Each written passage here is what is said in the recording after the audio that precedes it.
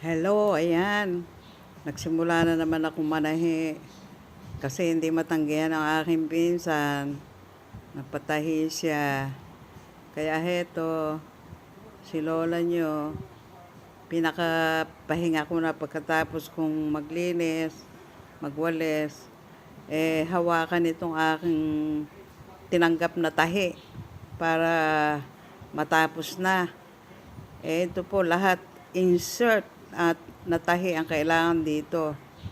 Puro insert. Kaya dahan-dahan lang ang pananahi dahil baka magalaw yung pagkaka-plated niya. Okay po. Wala po kasi akong content ngayon kaya itong aking kinontent. Kasi dati naman po akong OFW at ang naging trabaho ko po sa abroad ay fashion design. Kaya eto, patuloy tayo habang nauubos ang oras sa maghapon. Patuloy lang sa trabaho ng lola.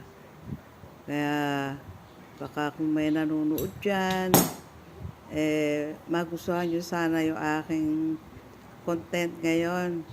At sana po mag-subscribe din po.